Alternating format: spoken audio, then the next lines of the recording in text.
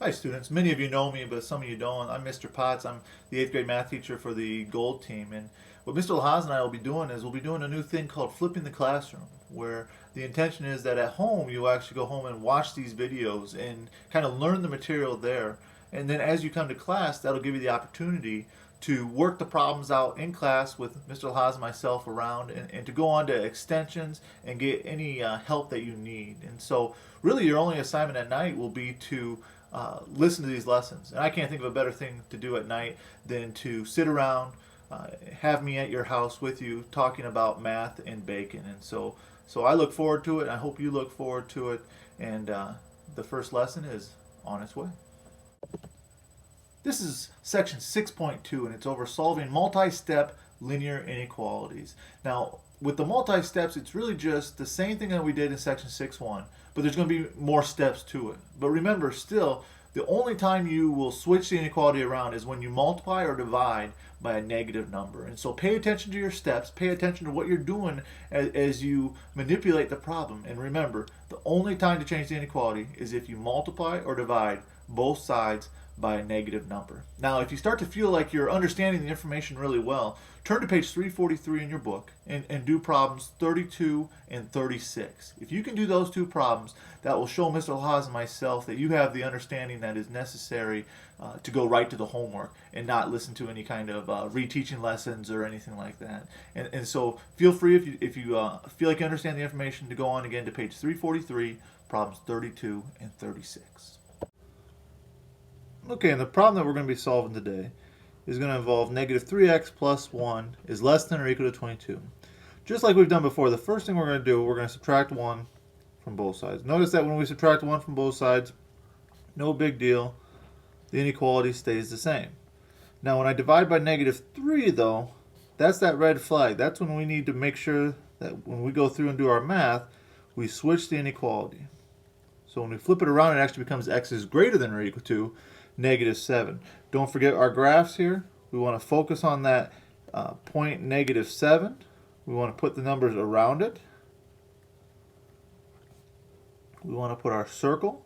And since it's greater than or equal to, we want to make sure we fill in that circle and then go ahead and get that arrow on there. The arrow will go to the right. All the solutions that are greater than or equal to negative 7 are either at negative 7 or to the right of negative 7. And so we want to make sure we highlight that.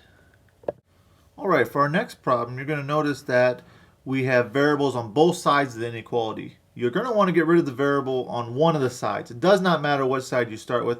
I'm going to go ahead and go over here and add x to both sides to get rid of the negative x. Negative x plus x is 0, so all I have left over here is 1. Over here, 3x plus x is 4x, and so I still have 4x plus 21. Now evaluate what you did. You added x to both sides. The inequality then is going to stay the same. Now I'm going to subtract 21.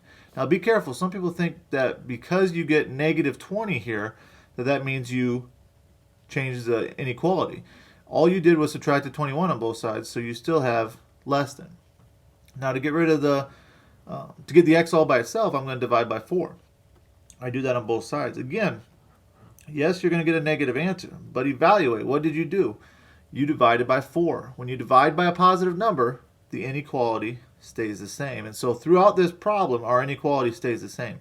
Now, many people will have trouble with the variable on that right side. So go ahead, if you want, and switch those around. Just remember, if I switch the variable and the number around, I also have to switch that inequality.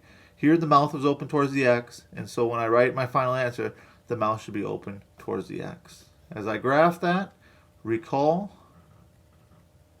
that as you plot the points and draw your circle, because it is greater than, negative 5 is not a possible answer. It's anything that is greater than negative 5. So negative 4.9 is a possible answer, but negative 5 is not. It's the numbers that are greater than negative 5. So we want that open circle to show that, and then we need that arrow going to the right. Okay. Let's go ahead and glance at this story problem. As you glance through it, remember, you're probably going to have to read these story problems, 2 or 3 times. So I'll read it once to you, and then we'll start talking about how to figure it out. You plan to publish an online newsletter that reports the results of mountain bike competitions. You do not want your monthly cost to exceed $2,370. Your fixed monthly costs are $1,200. You must also pay $130 per month to each article rider. How many riders can you afford to hire in a month? And so as we look through there, guys, we're doing this mountain bike competition. We're writing this newsletter about it. And we could do a lot of this stuff, but what we want to do is we want to hire people to write articles about these competitions. Now, total for a month, we don't want to exceed that $2,370 mark. We want to make sure that we stay under that or right at that. Our fixed monthly cost is $1,200. That's probably for things like lighting, internet use, maybe a building cost, that type of thing. Probably bacon, because any good business will have bacon for breakfast in the morning. And so really, if you want to succeed, that is the important part. And so make sure you understand what that $1,200 represents. It's the cost each month. So each month they're going to spend around that $1,200 there. Now, the 130, it's 130 times the number of riders that we have. So like if we have one rider, we're going to pay $130. So we got the kind of that $1,200 fixed amount for lighting and bacon, and then we have the $130 per rider there. So if we have 2 riders, it's $260. If we don't have any riders, then we don't have any money there. So that's what our cost is per month. Now we want that to be less than or equal to that total that we talked about, 2,370. We're okay as long as it is under 2,370. So definitely want to take away this 1,200 on both sides. Each month, I'm not going to have that $1,200 there of the 2,370 for those different expenses that we have. Now, I'm also going to divide by 130 to start seeing how many riders can I have. If I want to really max out my investment here, how many riders could I have? And if you do the math on that, what you find is it comes out to be 9 there. And so I can have 9 riders or less than 9. So X is less than or equal to 9 riders. Remember, anytime we have a story problem, we want to make sure we get a label on it. And so as long as I don't have 9 riders, I am okay.